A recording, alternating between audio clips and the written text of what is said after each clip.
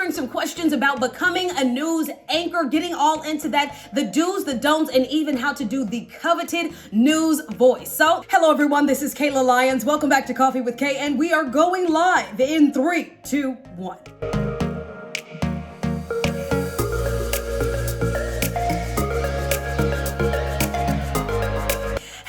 Everybody, okay, as you can tell by the intro, today we're talking about news anchoring. This is something that I get asked all the time. How do I do it? The ins and outs. What are the best practices for a news anchor? What are some things that you don't want to do when trying to land your first anchor gig? So we're gonna get all into it. I just want to kind of tell you guys my journey anchoring. So I made history and I didn't even know I was doing it. I am the very first African-American full-time digital news anchor, which basically means that I sat in front of a camera 18 hours a day, or not 18 hours a day. My shift was 8 to 12 hours a day, basically anchoring and hosting a live newscast. Yes, I know it sounds super crazy, but with the digital age, I feel like we are definitely going to be seeing a lot more digital platforms from news outlets, and they are going to want people that have good personalities, that are engaging, that know news, that can sit in front of a camera, take viewer questions, not be afraid to dive into deeper topics, and also not be afraid to say, hey, I don't know something, but you know what? I have somebody, a special guest that can come on the show and talk about it, and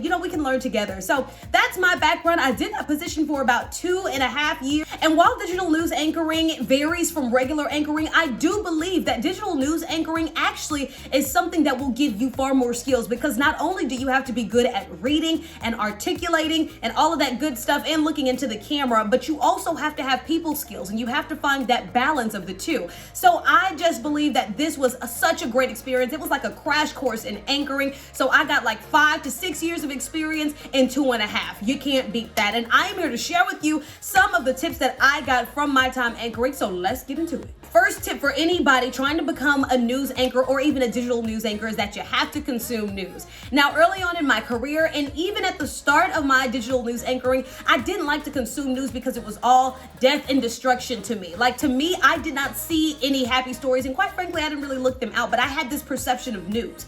And then one of my old news directors came by and said, you know what, if you were gonna be successful at this, because you literally sit in a tape at a desk and you talk for 8 to 12 hours a day with minimal breaks, you are going to have to consume news because you have to know what's going on. When you're sitting there and you're talking, whether you're a digital news anchor and you're talking for 8 hours a day straight through, or whether you're news anchoring and the teleprompter goes out, you must know what you're talking about. So you have to become a lover of news. I also was not a lover of politics, but I had to learn to formulate a love for it. Now, me and politics are still like, all right, but at least when I read it, I have an understanding of it. And to me, it was kind of intimidating as well, especially to dive into politics, because there's so much jargon and so much that you don't know. But what I found out is that the more you read it, the more you get familiar with the verbiage, the language, with processes. And so it makes it a lot easier to understand. You don't have to be a superhero on it. You don't have to be a politician or a whiz at it,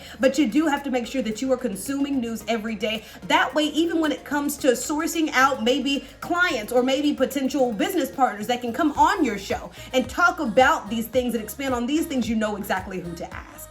Number 2 is that you have to get tough skin, guys. This is an industry that can be harsh, whether your viewers are criticizing you via email or on social media, or even as you are climbing and you realize that there's a lot of competition. You have to get tough skin, and you have to get tough skin fast, because you need it if you're going to get better. At the beginning of my career, I did not like listening to myself. Like, I cringed when I heard the sound of my own voice because I wasn't used to it.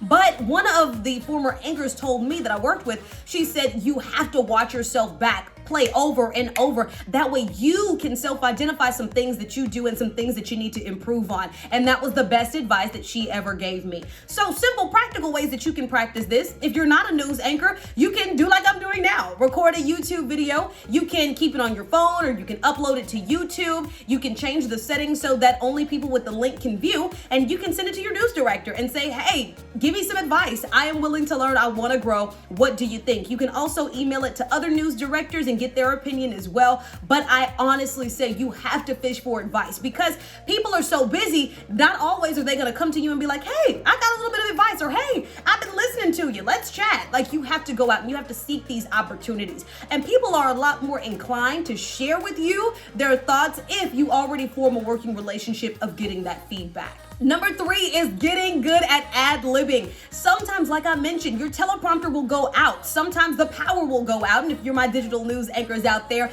then that means you won't have access to scripts. You'll just have the video. Sometimes, just any circumstances, acts of God will make it to where you don't have your information. So ad-libbing is such a vital skill. And that is a skill that being a digital news anchor really gave to me and that I'm so grateful for, because yes, you have a story script. So you have your video or your package and it has a lead in and it has a tag. The lead in is the little snippet or the sentence or two that you say before the video, and then the tag is the little sentence that you say after to wrap it up and to conclude. Well, if that's all you have and I'm supposed to be at a desk for 8 to 12 hours a day, I better have more than just that little lead in and that tag in that video to tell my viewers about it. And a lot of that came with ad-libbing. So whether it's ad-libbing and just talking about further details like I mentioned, or even if you want to get a special guest on to give more context into an issue, that's what I use. I love interviewing. I'm a master interviewer. And so instead of me just ad-libbing 24/7,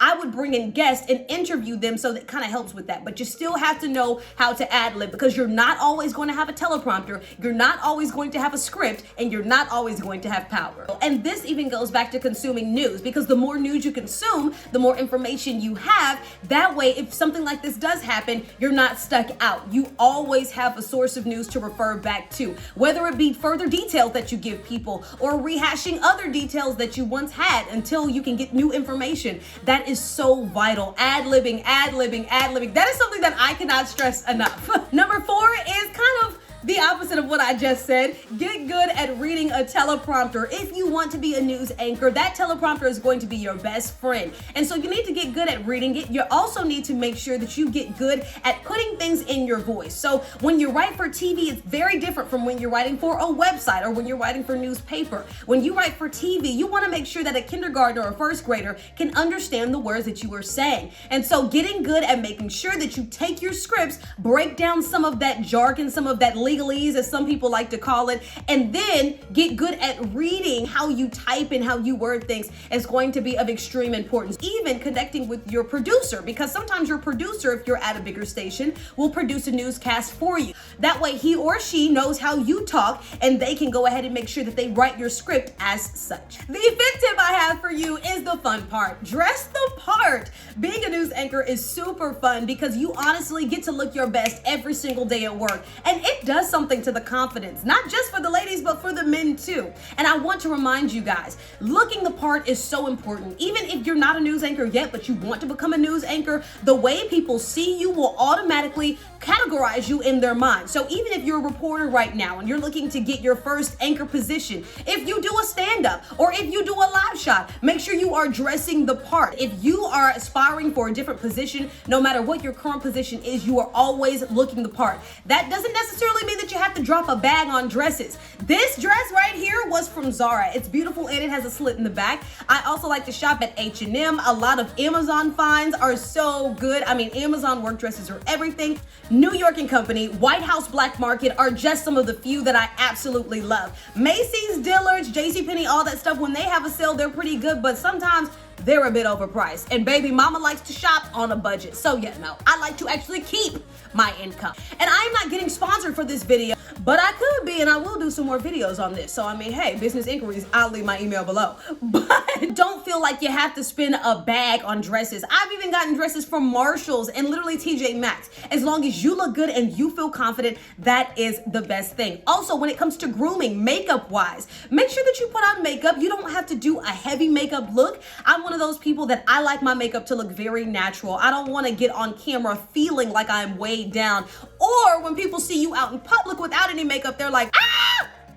But timeless makeup is something that you want to do. Red lipsticks are great for bold statements every now and then, but because you don't want to ever age your real content or your video content, you want to make sure that you do light beats. So a little blush, some very mild eyeshadow, of course some lashes with the mascara and eyeliner, and a nude lip. You can never go wrong. Matte or glossy, but preferably glossy because it looks so good on air. And when it comes to accessories, very simple, clean accessories. When I look at accessories for getting on air, my tip is this: if I have to spend a little more to get the right classic pieces, I will do so. These earrings, see, classic hoops. I don't know if you can see them very well. Yes, I'll zoom in on the video, but classic hoops, a little bit of sparkle. These cost me how much? I think $60. But because they cost me $60, they don't tarnish. I've worn them and had them for like 2.5 years now. And if you take care of your things, they will take care of you. Simple necklaces. I don't have one on right now because of the cut of my dress. So obviously you want to be mindful of that as well. Certain cuts look good on air, certain cuts and patterns don't. I wear rings. These are rings that I wear religiously. One is from my mother, one is from my sister, and we have matching rings. I don't take these off, but they're not a distraction. They're not big, flashy, or gaudy. They're just enough. Of course, if you have a wedding ring, we want to see that too. And if you want to do a little bracelet, you can do that too, but nothing distracting. Don't let anything distract the viewer from you, your talent, and the story you're trying to tell. All right, guys, number 6 is to be yourself. Guys, let your personality shine. People are nosy. They want to feel like they know inside scoop about you that no one else knows, even though it's not true. So you have to make sure that you are personable. You have to make them feel warm and welcome. Whenever viewers would watch me as a digital news anchor, we had a live chat session so viewers could write in what they're feeling, what their thoughts were, and I could respond back to them in between stories. I love that because it actually broke down the barrier between news and the viewer. And I think that's so important because now with social media and the fact that news is accessible so easy, we are going to have to do something different and have to differentiate ourselves if we want to move into this next phase of the digital realm and of the digital space and become assets as newscasters, news anchors, and even MMJ. So I'm not saying to go around letting viewers follow your personal page, nor am I saying just go all out, put all of your business out there. But every now and then, laugh with them, share a funny moment. If you're out at a scene or something like that and something funny happened, you can put that on social media, as long as it's not hurting anybody, demeaning, or anything like that, or would be detrimental to you or your station. Let the viewers in on that. Let them laugh with you. Let them know your emotions. During the height of COVID-19 back in 2020, I was very transparent with my viewers about my declining mental health. I was real with them about, hey, I'm tired today, or hey, I'm feeling heavy today. But you know what? I'm showing up here for you. And if you are feeling like this, which I know that some of you are, let's go ahead and bring in a licensed therapist or a counselor or somebody that can walk us through how to get through this trauma together. Those are the type of things that differentiate a great anchor from a good anchor, because you can sound the part all you want to, but the connection that you have for the viewers, the trust that you establish, that is what people watch their news stations for. They have brand loyalty. They trust you guys. And so you need to establish that personal trust between you and your viewers as well, because without viewers, there would be no news station. So as an anchor, I highly recommend doing that. I don't like people that act holier than thou or that act like, oh my gosh, I'm a news anchor, I cannot talk to you, because honestly, those viewers help to pay your bills. So with that being said, treat everybody with respect and they will give you the love and appreciation and the embrace that you deserve. And that is so important, especially when you're moving markets and you need to make sure you establish trust among your new face. Number 6 is take every chance you can to get on air. Live shots can be a pain, especially if you are an MMJ and you are in a market where you don't have somebody that can set up your live shot for you and you have to do it on your own. But you still need to make sure that you do those. Yes, they are intimidating to start off. Yes, you don't want to get it wrong, and so sometimes that may mean you're nervous. But the more you're on air, the better practice you get. And not just that, the more viewers start to notice you and they're like, oh, who was that? Who is this? Also, getting comfortable on air as well will have your boss say, hey, you know what? Who's done a live shot before? This is a big story. Let's go pull Bree on there. Let's go pull Janice on there. Let's go pull Ashley on there. And they'll start letting you do them more frequently. Live shots are great for ad-libbing as well, because if you have notes, you can write them down. But generally, a live shot, you have to know your facts. And if you want to ad-lib a little bit, you can, as long as it relates to the story. So you can get practice with all three. You can get on-air practice. You can get ad-libbing practice. You can practice your dress, and you can let people, I said 3, 4, and and you can get the community familiar with your face and your reporting, because generally MMJs, you don't really see them as much.